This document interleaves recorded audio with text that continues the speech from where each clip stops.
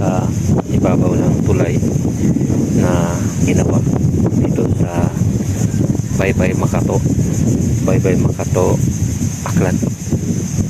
Pero itong tulay hindi pa tapos. Ayan, hindi pa siya tapos. Pero ito yung view dito kung mayari. Halimbawa matapos sa itong tulay na ito, ito yun. Yan yun. Yung maganda yung mga location. Pati yung mga palaisdaan. Tapos ito yung tulay. Ayan. So ngayon pa lang hindi pa tapos, pero marami nang tumitingin, marami nang namamasyal. Ayan.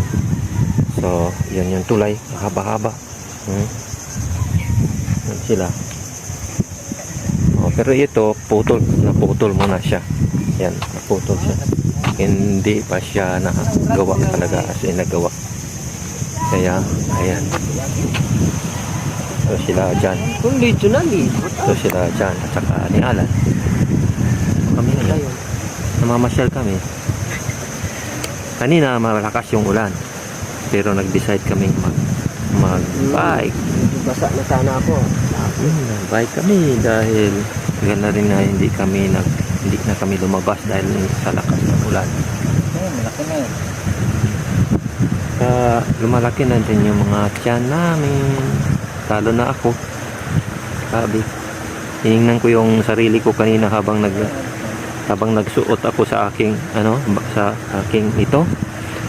Tinignan ko yung sarili ko sa salamin. Oh, wow, bulky yung yung uniform ko, parang uniform ko. Talagang sabi niya sa min kanina malaki na yan tiyan mo. Bilis ilang minutes lang. May ruler ka. Malaki na yan tiyan mo.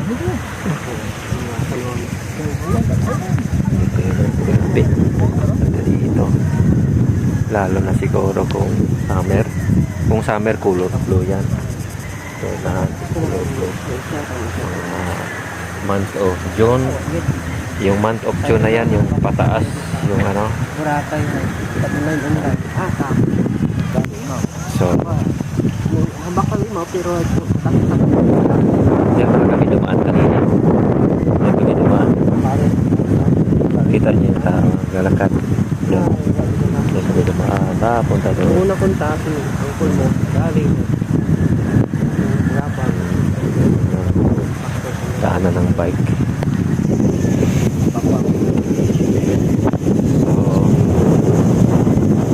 Proceed kami naman sa punta kami naman sa bahay. Ikot. Baka maligo kami sa dagat. Let's go. Nandun sila. Naligo sila. Si Alan at saka si John.